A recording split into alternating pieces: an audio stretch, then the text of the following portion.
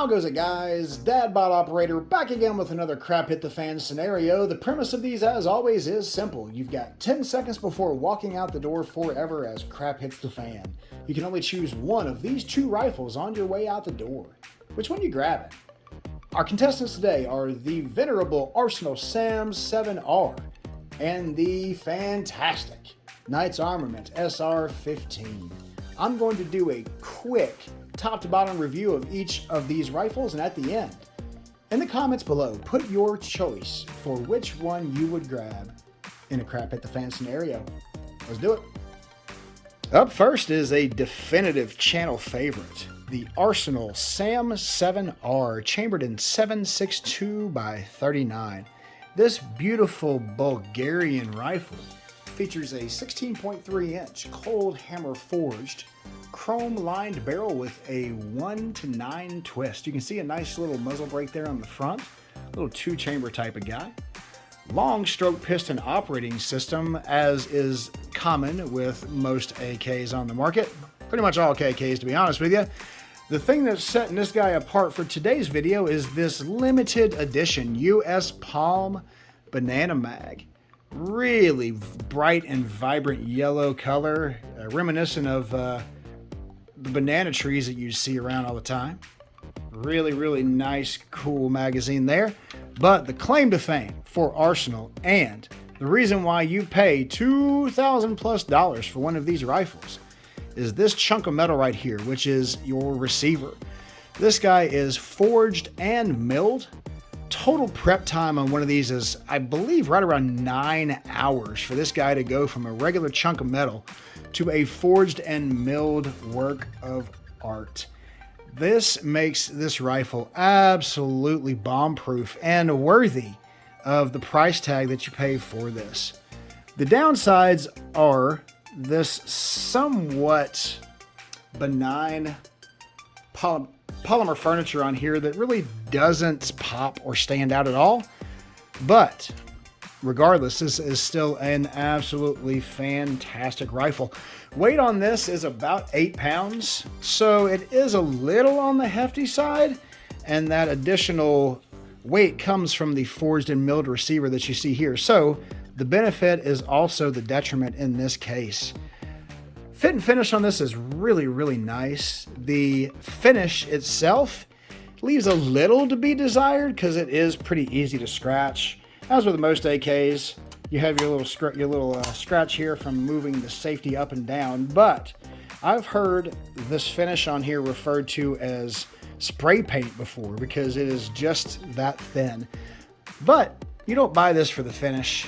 You buy this for the end result, which is an amazing rifle that can pretty well handle any type of crap hit the fan scenario.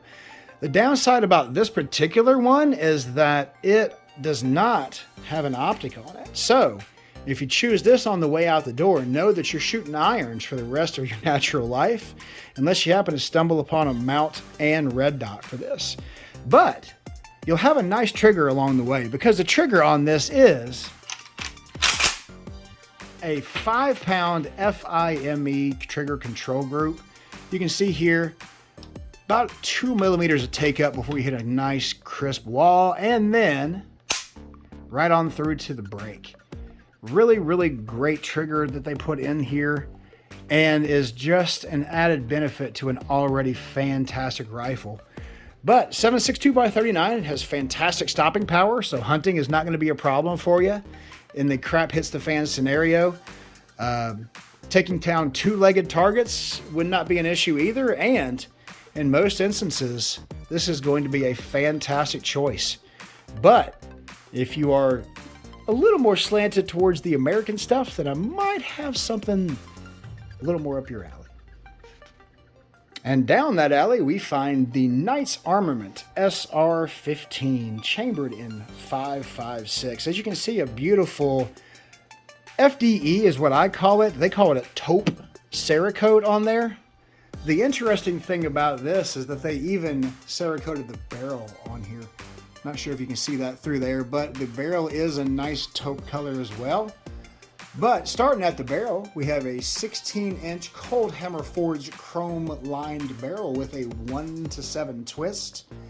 Knight's Armament throws on one of their 3-prong flash hiders, which also is already pre-set up for one of their Knight's Armament suppressors. And if you can afford Knights, you can probably afford a Knight's Armament suppressor to go on it too. So they go ahead and set you up with the flash hider to do that. Coming on down here, you can see that they supply you with the world famous Knight's Armament backup iron sights, which alone by themselves usually run you around 250 bucks. Come standard with this rifle, and for the price you pay, they damn well better. Coming on down, we have a 15-inch Mod 2 M-Lock handguard in 6061 T6 aluminum. Really fantastic handguard here, which is about as bomb-proof of a handguard as you're ever going to find. You can see plenty of M-Lock slots all the way up and down here. It even came included with these mag pull grips that you can throw on there as well. And again, for that price tag, they better. Coming on down, you can see on the inside here the direct impingement operating system that Knight's Armament is famous for, giving you that world-famous reliability that you expect if you're paying Knight's Armament prices. They've thought of everything, and that they included a nice little QD mount there for you so that your slings are easy to mount. Coming on down, you can see that they have a fully ambidextrous 7075 T6 aluminum lower. You've got a bolt catch and release on one side, bolt catch and release on the other, mag catch release on both sides, and ambidextrous safety selector with an interesting little cutout right here on the side for this one, so that whenever you put your thumb or your finger in, it doesn't necessarily rub your finger too bad. Knight's Armament really thought of everything in that regard. Coming on down, you can see the second half of those world famous Knight's Armament backup iron sights that everybody loves. Downside to this guy was it came with just some crap tier furniture. And I mean like the bottom basement mag pull stock and mag pull grip. So I had to do a little something about that, and I upgraded it to a mag pull K2 grip with this nice rubber overmolding. And I found on the secondary market an LMT SOP mod stock. This stock is absolutely gorgeous. Overall fit and finish on this rifle is good, but strangely enough, not great. And the reason I say that is because of the Cerakote job. And I use here for reference, you can see they've got some overspray of their Cerakote there. You would think that they would just Cerakote this entire thing.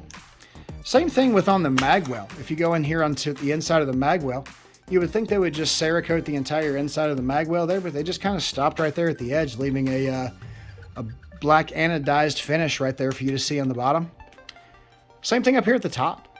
If you take a look up here around here at the top, you can see where they just kind of Cerakoted around the flash hider and didn't even bother to tape it off. Now, I know that this rifle was probably built during COVID, and that they were probably building these things about as fast as they could get the parts in to build them. But for Knight's Armament prices, you expect Knight's Armament quality, and that's a little low on the tier of what I would expect from Knight's Armament quality. But you don't buy these things for looks, although you could, because it is absolutely gorgeous.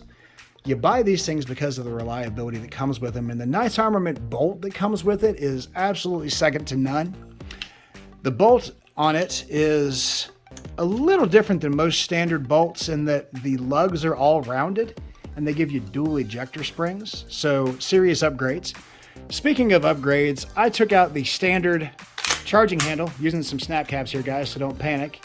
Switched it out with a nice little Radian Raptor there. I did not touch the trigger in this because it comes with a phenomenal trigger. It comes with a Knight's Armament 2-stage trigger, which is about 1 millimeter of take up there before you hit a solid wall. Clean, crisp break that you look for. And this is an absolute tack driver. I'm talking 1 MOA at 100 yards with just standard Winchester white box. I was knocking out, punching holes on top of holes after I got that EOTech zoomed in. Speaking of EOTechs, EOTech EXPS3 sitting on top there. Night vision will come through one of these days, so that nice little NV button will get some use here at some point in time. All in all, one of the quickly one of my favorite rifles that's been added to the collection. I'm very happy for it. But now it's your decision, gentlemen. If crap hit the fan tomorrow and you can only choose one of these two rifles, the Arsenal SAM7R or the Knights Armament SR15, which one you grabbing? To all of my normal subscribers, thank you guys for being a part of the DadBod squad. To all of my new and first time watchers, thanks for stopping by. Beer's in the fridge. We'll see you next time.